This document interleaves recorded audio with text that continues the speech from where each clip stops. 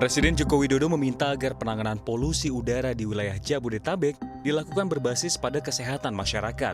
Pemerintah sudah mulai menerapkan sanksi administratif bagi 11 industri yang menjadi sumber polusi. Keputusan tersebut muncul usai Jokowi mengumpulkan para menterinya dalam rapat terbatas di Istana Negara Jakarta pada Senin 28 Agustus 2023 usai desakan pengentasan polusi di Jabodetabek.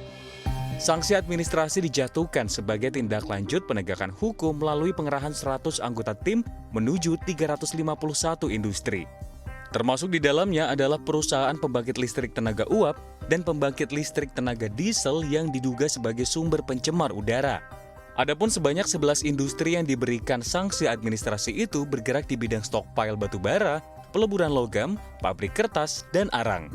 Langkah ini akan dilanjutkan hingga 5 minggu ke depan.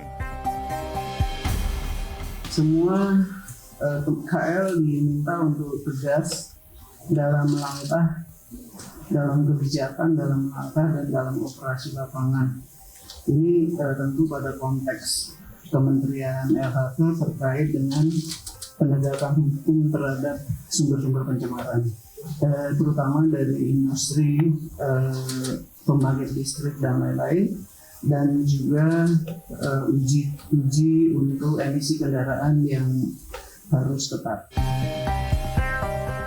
Tak hanya pemberian sanksi, pemerintah juga berupaya untuk menyentuh sumber polutan dengan transisi ke kendaraan listrik.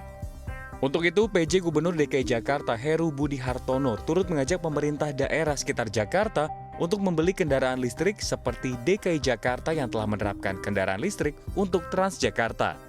Melihat catatan Kementerian Kesehatan terkait penyakit dampak polusi udara yang cukup banyak, yakni pneumonia, infeksi saluran pernafasan atas, asma, kanker paru, tuberkulosis, dan penyakit paru obstruksi kronis, tak hanya menyentuh sumber polutan, pemerintah akhirnya melalui Kementerian Kesehatan juga mengatur skema penanganan dampak polusi terhadap kesehatan.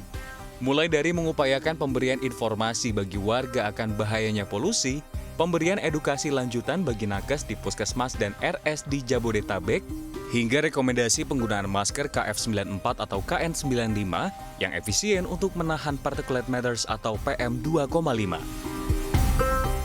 Salah satu yang ditugaskan kepada kami adalah supaya bisa mempercepat transisi kendaraan khususnya Transjakarta. Tadi saya sampaikan di dalam rapat, saya juga minta kepada pemerintah daerah lainnya di misalnya Bogor, Bekasi, Depok untuk turut serta juga membeli kendaraan listrik. Artinya tidak semata-mata DKI Jakarta.